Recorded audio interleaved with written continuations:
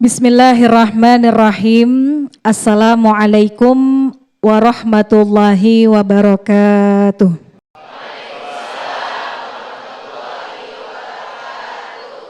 Alhamdulillah. Alhamdulillahilladzi anzala ala abdihil kitaba wa lam yaj'al lahu iwaja. Wassalatu wassalamu ala sayyidina Muhammadinil Mustafa wa ala alihi wa ashabihi ahli sidqi wal wafa amma ba'du. Subhanaka la ilma lana illa ma 'allamtana innaka antal alimul hakim.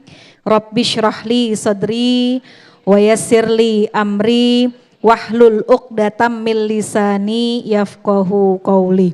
Shadaqallahul aliyul azim. Yang sama-sama kita hormati dan kita muliakan guru kita Al-Mukarram, Al-Ustadz Bapak Ahmad Kasif, kita doakan mudah-mudahan ilmu yang dituangkan kepada kita insya Allah menjadi ilmu yang bermanfaat. Allah limpahkan banyak rahmat dan insya Allah segala hajatnya dikabul oleh Allah Subhanahu wa Ta'ala. Ustadz Sofyan selaku pengatur acara dan juga segenap jamaah dari Masjid Al-Bushra Asuryaniyah Islamic Center Cimuning, yang mudah-mudahan semua kita yang hadir pada hari ini di hari baik, bulan baik, di tempat yang baik, mudah-mudahan Allah hujani kita dengan hujan kebaikan, amin ya rabbal alamin. Syukur alhamdulillah, tidak terasa kita sudah berada di pertengahan bulan suci Ramadan, bulan di mana diturunkannya Al-Quran. Jamaah sekalian, Al-Quran yang merupakan kalamullah adalah sesuatu yang penuh dengan keindahan, sesuatu yang penuh dengan kemuliaan.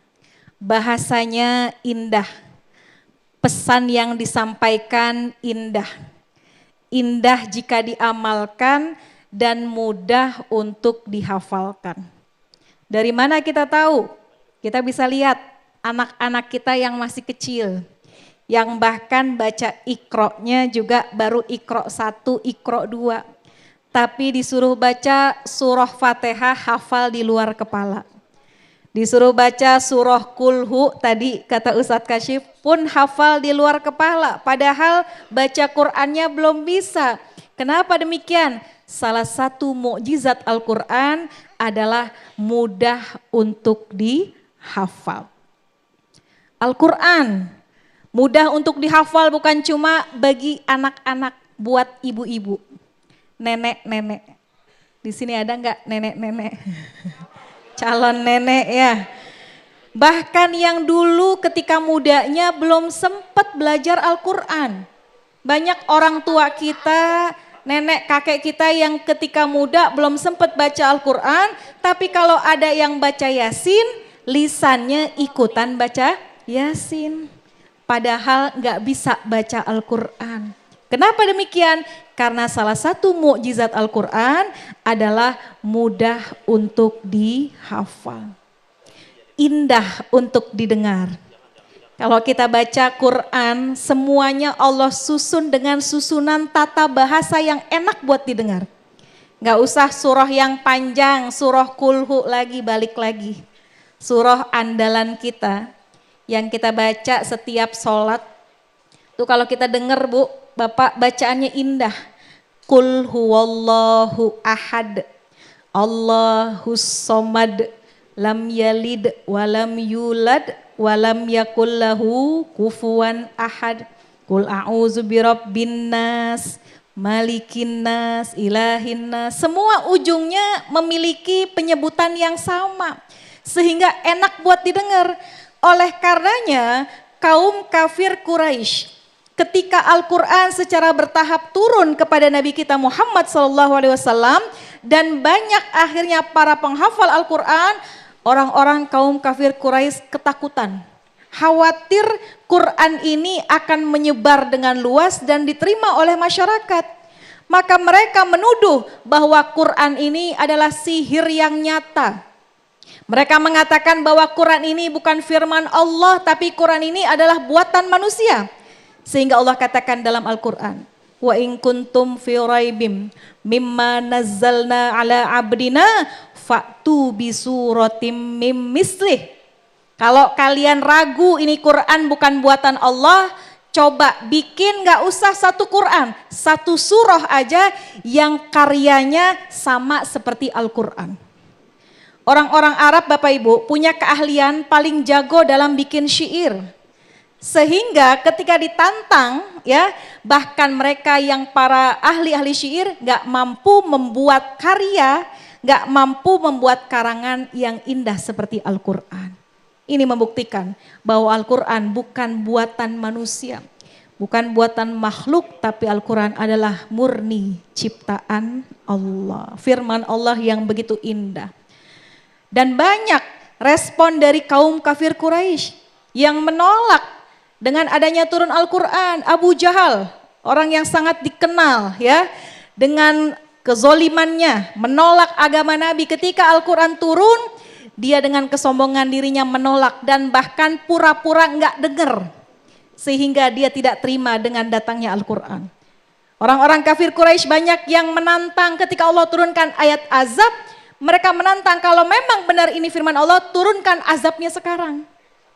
Makanya Allah banyak memberikan hikmah buat kita melalui ayat Al-Quran. Dekati Al-Quran, dekat dengan Al-Quran, cintai Al-Quran. Kenapa demikian? Karena kata Abu Umamah dalam satu hadisnya, sami'tu Rasulullah sallallahu alaihi wasallam, bahwa Nabi pernah mengatakan, Iqra'ul Quran fa innahu ya'ti yaumal qiyamah syafi'an li ashabih. Baca Al-Quran, jangan abai terhadap Al-Quran. Kenapa demikian? Karena nanti di hari kiamat Al-Quran akan datang memberikan syafaat buat kita yang suka baca Al-Quran. Ramadan, bulannya Al-Quran. Maka bulan inilah waktunya kita lebih dekat kepada Al-Quran. Dengan cara apa? Ada 4 tahap. Pertama, dekati Al-Quran dengan membacanya. Faham atau tidak maknanya, tapi baca Al-Quran menjadi pondasi paling utama. Tadi sampaikan oleh guru kita, biasakan membaca Al-Quran setiap kali kita mau beraktivitas. Hidupkan Al-Quran dalam keseharian kita.